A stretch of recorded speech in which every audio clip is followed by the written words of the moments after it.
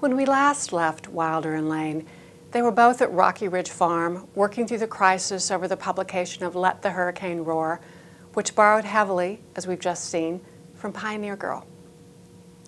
Wilder was working on a revision for Farmer Boy, her second novel for young readers, after it had been rejected by Harper & Brothers, just as Let the Hurricane Roar made its first appearance in the Saturday Evening Post.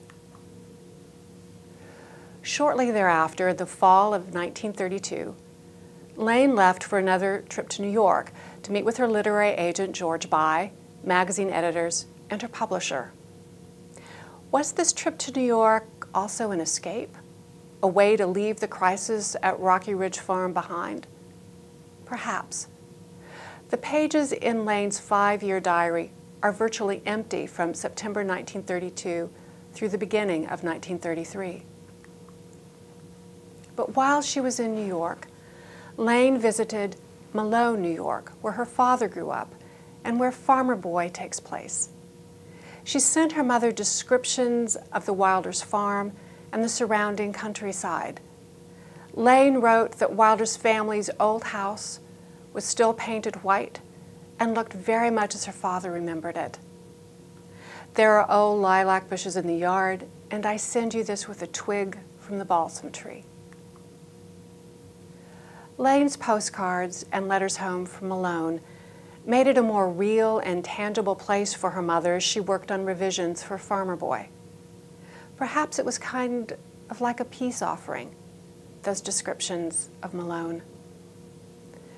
When Lane returned to Rocky Ridge Farm for Christmas 1932, the tension between mother and daughter remained, but they fell into their old routine. On January 19, 1933, Wilder finished her revised manuscript of Farmer Boy, and Lane began editing it 2 days later. She finished what she called her pen revise, or line edits, of Farmer Boy in early February, then began typing the manuscript. Later that month, Wilder and Lane resubmitted the manuscript to Harper & Brothers. On March 19, 1933, Lane wrote this in her journal: Farmer Boy sold at 5% royalty. More about the royalty issue in a minute. But first, a comment about that initial rejection of Farmer Boy and its later acceptance.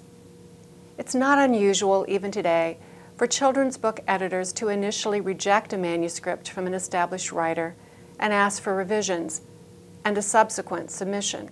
Wilder and Lane may not have known in late 1932 and early 1933 that this was a common practice. Remember, Lane had minimal experience in children's publishing, and this was only Wilder's second book. Furthermore, Wilder had a new editor at Harper's, Louise Raymond, and here again, this situation isn't unusual. Editors come and go at publishing houses, and when an editor inherits a new writer, even one with a publishing history, the editor may wait to make an offer until after she's seen how willing and how thoroughly a writer can revise.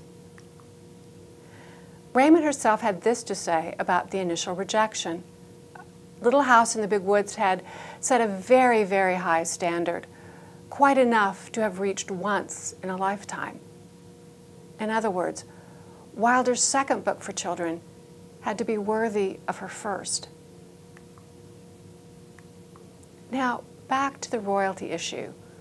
Why was it significant? Lane noted in her diary on the day after news arrived that Harper's had made an offer on Farmer Boy that Mother was here for dinner all night, presumably to discuss the contract and what to do about it. That proposed 5% royalty deal was half of what Wilder had received on Little House in the Big Woods. Raymond later explained that Harper's had much less money to manufacture the second book, and then reassured Wilder and Lane that other authors had accepted similar terms.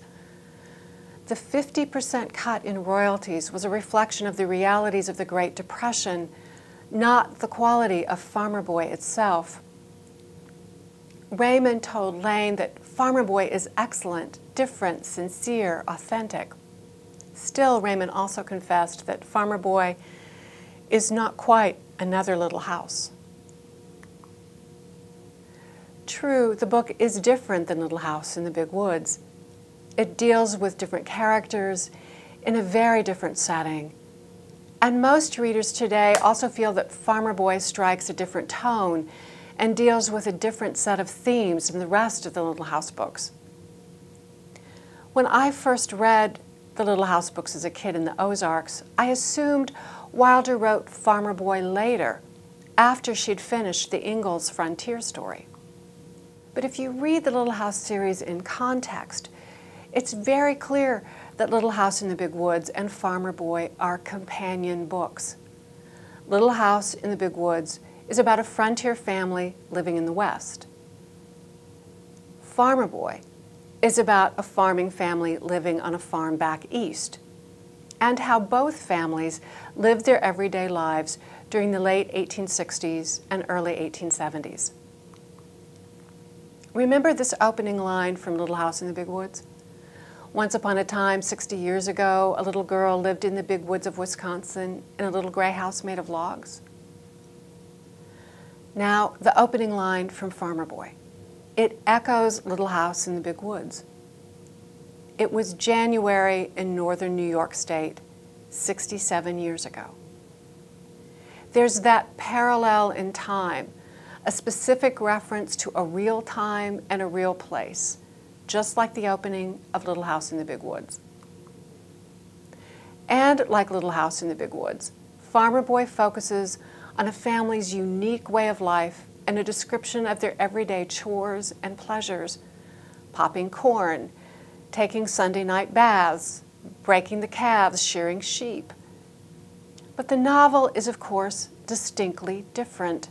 It's a boy's book with a very clear main character, young Almanzo Wilder. His family is more settled and prosperous than the Ingalls clan of Little House in the Big Woods. Father was an important man. He had a good farm. He drove the best horses in that county. His word was as good as his bond, and every year he put money in the bank. When Father drove into Malone, all the townspeople spoke to him respectfully. The Wilders of Malone aren't an archetypal family, as are the Ingalls of Little House in the Big Woods. Almanzo and his family don't possess the mythical qualities that Wilder gave the Ingalls clan and then dramatized so well in the first novel. This could be in part because the Wilders lived in a more settled part of the world. There was very little danger in their everyday life. No panthers or wolves, for example. Instead, Farmer Boy features episodes about horse racing, the county fair, a big schoolhouse. The world of Farmer Boy is civilized and settled. True, even the prosperous Wilder family is very frugal. The girls were ripping their old dresses and bonnets, sponging and pressing them, and sewing them together again, the other side out, to look new. But the Wilders are not as fiercely independent or even as self-reliant as the Ingalls are in Little House in the Big Woods. Yet, Farmer Boy provided a new creative challenge for Wilder, and it marks her growth as a novelist.